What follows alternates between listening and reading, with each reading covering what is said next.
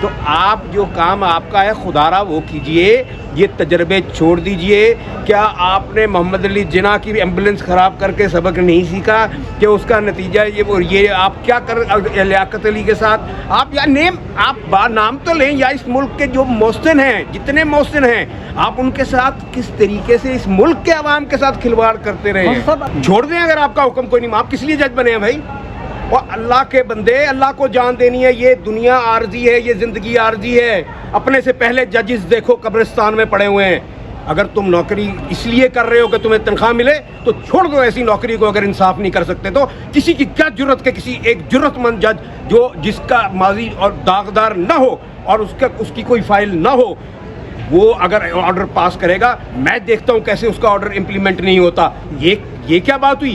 ایک جج اب کنٹیمپٹ نوٹس دے کے سزا دے دو، نوکری پہ نہیں رہے گا اگلا۔ یہ تو مذاق والی بات ہے نا کہ جی میرے پاس بھائی اگر اختیار نہیں ہے تمہارے پاس تو چھوڑ دو، آ جاؤ واپس یہاں آ کے ہمارے ساتھ آواز بلند کرو۔ تو یہ بات نہیں ہے کہ جی اب آپ کہیں کہ جی وہ اس کا کام چھوٹے ہیں، پھر وہ اس کرسی کے قابل نہیں ہے، وہ چھوڑ دیں اس کو۔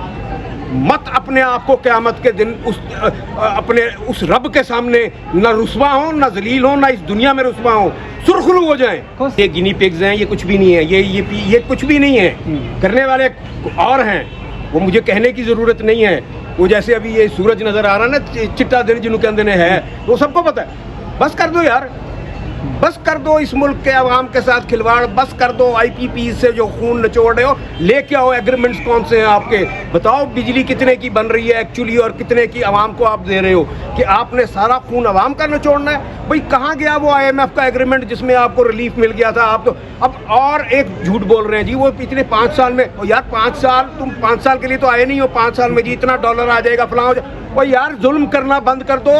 تم جہنم میں اللہ تعالیٰ نے خود ایک چیز ڈیفائن کر دی ہے، ایک فارمولا دے دی ہے، بچ لو اس سے۔ ہم تو یہی کہہ سکتے ہیں کہ ہم تم پہ رحم کی نظر سے، ترس کی نظر سے دیکھ رہے ہیں کہ تمہارا اگلا حال بہت برا ہونا ہے۔ تو چیف آف آرمی اسٹاف ملاقاتیں کر رہے ہیں تاجروں سے، جو معیشت کی بحالی کی باتیں وہ کر رہے ہیں، کیا اس کو بھی آپ کنڈیم کرتے ہیں یا آپ سمجھتے ہیں کہ معیشت بحال ہونی چاہیے چاہے جو بھی کریں؟ یہ کوئی نہیں ہے۔ ایوب خان نے کیا کیا تھا؟ ٹکا خان نے کیا کیا تھا؟ ضیاء الحق نے کیا کیا تھا؟ مشرف نے کیا کیا تھا؟ معیشت بحال ہو گئی۔ میرا سوال یہ ہے، معیشت بحال ہو گئی، پاکستان ترقی کی راہوں پہ گامزن ہو گیا۔ دودھ اور شہد کی یہ آئین دستور جو بے آئین ہے، یہ شہر اور یہ ملک جس کو یہ آئین دستور کہتے ہیں، جس ملک میں دستور نہیں ہے اس وقت، کیا یہاں دودھ کی نہر چل رہی ہے؟ تو خود سوچیں یار۔ میں وکیل ہوں، مجھے کو کہ جہاز اڑا، میں جہاز کریش کر دوں گا۔ بھائی تمہارا کام سیاست ہے ہی نہیں ہے، تم کیوں سیاست میں گھستے ہو؟ وہ شریف آدمی جانے دو، بس کر دو یار۔ 76 years are enough for what you have done with this country۔ اور میں ججز کو بھی یہ کہوں گا، پاس کر دو یار۔ اگر نہیں ہوتی ججی، خدا کے لیے ہم کوئی کسی پارلیمنٹ کو کہہ کے آپ کے ویسے وظیفے لگوا دیں گے۔ قانون اور آئین کو تو کھلے ہیں، اگر کوئی جج چھوڑ کے آپ تو آ جائے، بسم اللہ، ویلکم۔ اچھا گھوষ صاحب 90 دن کا مجھے اب وہ مر گیا، میں کیا کہوں۔ خدا نے اس کو ہوا میں ہی فنا کر دیا تھا کہ اس نے کہا بھٹو کی شکل کوئی نہ دیکھے، اس کی شکل ویسے ہی اللہ نے غائب کر دی۔ ضیاء الحق یاد آ جاتا ہے، یہیں کہیں آس پاس ہی دفن ہے وہ جبڑا چوک جس کو کہتے ہیں۔ تو 90 دن سے مجھے وہ سنائی دیتا ہے۔ 90 دن جو آئین کہتا ہے، ایک دن بھی اوپر نہیں جانا چاہیے۔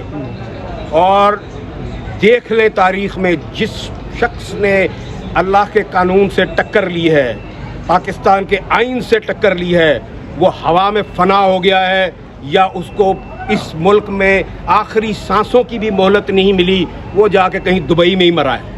اس کو بھلے جھنڈے میں لپیٹ کے آپ دفن کرتے رہیں، آپ بھلے ایک جبڑا لے کے کہیں کہ جی یہاں دفن کر دیا ہے، لیکن خدا کی لاٹھی بے آواز ہے، اور یہ عوام کی آواز، یہ خلق خدا کی آواز، یہ اللہ کی طرف سے آ رہی ہے کہ یہ ظلم بند کرو، بجلی مہنگی کرنی بند کرو، گیس پاکستان سے نکلتی ہے اس کو ریٹ مہنگے کرنے بند کرو، پیٹرول کے جو بیچ مڈل مین تم نے لیے ہوئے ہیں اور تمہارے اپنے ہیں، ان کو یہ حصہ عوام کا خون نچوڑ کے دینا بند کرو، اور یہاں پہ ہمیں جینے دو۔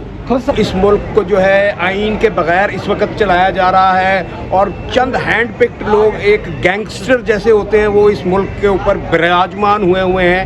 یہ جو آج آواز ہے یہ آل پاکستان وکلا کنونشن کی تو ہے، لیکن یہ دلوں کی دھڑکن ان غریب عوام کی ہم یہاں پر ایکو کر رہی ہے، جو بیچارے بجلی کے بل نہیں دے سکتے، جو بے روزگار ہیں، جو بچیاں اٹھا کے لے گئے ہیں یہ، جو بچے اٹھا کے لے گئے ہیں یہ، جو بزرگوں کو انہوں نے جو حال کیا ہوا ہے، جو جیلوں میں جس طرح پابند سلاسل کیا ہوا ہے، یہ تو کبھی وہاں میں سمجھتا ہوں کہ اگر کشمیر کے مظالم دکھائے جائیں جو انڈیا کر رہا ہے وہاں پر، اس سے زیادہ پاکستان میں ہو رہے ہیں. اور یہ شرم کی بات ہے کہ ہم اپنے ہی ملک میں اپنے ہی عوام کو، اپنی ہی پارلیمنٹ کو کانکر کر رہے ہیں، اور ہم اسی پہ قبضہ کر کے بار بار، اور ہم یہ بتانا چاہ رہے ہیں کہ یو بلڈی واٹ ایور وہ کہتے ہیں، سیویز کہتے ہیں یا واٹ ایور کہتے ہیں، وہ یہ بھائی کیا کرنا چاہ رہے ہو آپ اس ملک کے ساتھ؟ خدا کا خوف کرو. ایک اس ملک کو، اس پاکستان کو آزاد کروایا تھا ایک تہمت والے عام بندے نے، اس کو لیڈ کیا تھا محمد علی جناح نے، جو آپ کو کہہ کے گئے تھے کہ you are not to rule the people, you are to serve them, you are to serve them.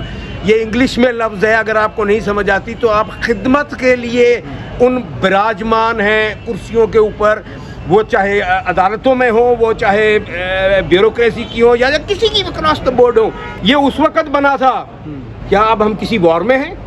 یا یہ یہاں پر جو ہے آپ، یہ واحد اسلامی ملک ہے جس کے اندر فنڈامنٹل رائٹس شاید آئین میں چسپاں کیے ہوئے تھے، مگر اب لگتا ہے کہ ان کو بھی ربڑ سے مٹانے کی کوشش کی جا رہی ہے.